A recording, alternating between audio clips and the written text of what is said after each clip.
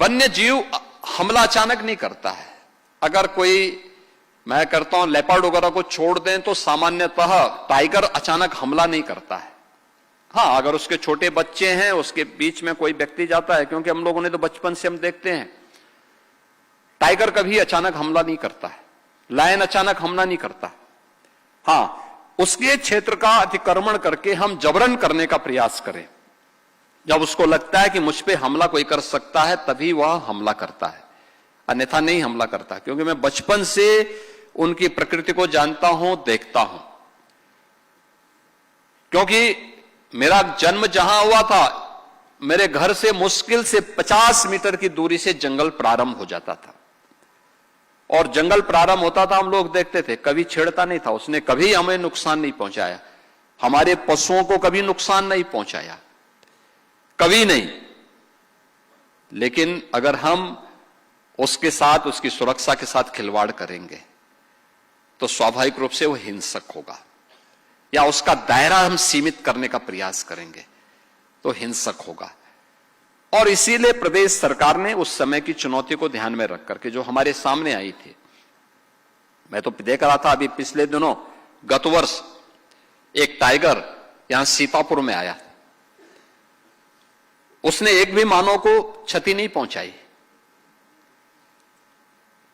वो कर्तनिया से या फिर दुधवा से ही आया होगा, और यहां आकर के बहुत यंग था, लगभग 7-8 वर्ष का था,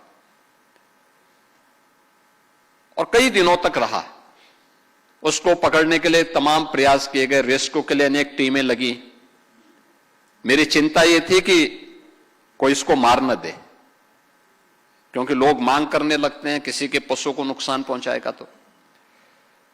और मैं लगातार उसकी मॉनिटरिंग करता था यहां से, भाई देखो उसको नुकसान ना हो, और रेस्क्यू करके उसको गोरखपुर जू ले जा रहे थे। मैंने कहा जू में क्यों ले जा रहे हो, 7 वर्ष का है, उसको वापस जंगल में छोड़ दो, दुधवा में, कर्तनिया में छोड़ करके आओ उसको। और मुझे अच्छा लगा कि वन विभाग के लोगों ने उसको रेस्क्यू करने के उपरांत उसने कोई जनहानि नहीं की, और उसको सफलतापूर्वक फिर रेस्क्यू करके वापस वन के अंदर लेके चले गए, और वहां रह रहा है। यानी वन है तो बाघ है, बाघ है तो जैव विविधता है, और जैव विविधता है तो हमारी जीव सृष्टि है, जीव सृष्टि है तो मानव सभ्यता है। इसलिए वन संरक्षण यह केवल मानव सभ्यता के लिए नहीं, जीव सृष्टि के लिए अत्यंत महत्वपूर्ण है।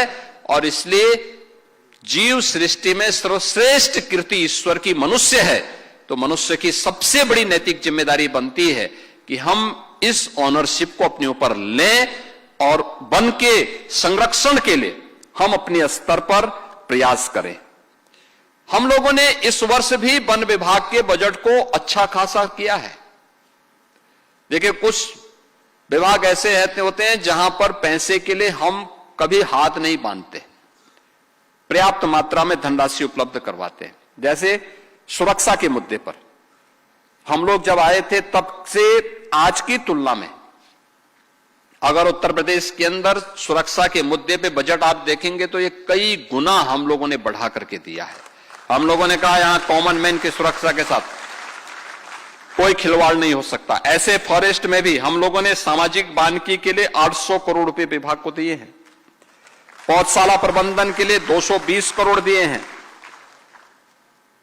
वन बल आधुनिकीकरण के लिए इनको 10 करोड़ दिए हैं, रानीपुर टाइगर रिजर्व के संरक्षण के लिए 50 करोड़ का कार्पस फंड भी दिया है, क्लीन एयर मैनेजमेंट के लिए 194 करोड़ दिए हैं, और वानिकी विश्वविद्यालय के लिए जो बनने जा रहा है उसके लिए भी 50 करोड़ रुपए इन्हें उपलब्ध करवाए हैं।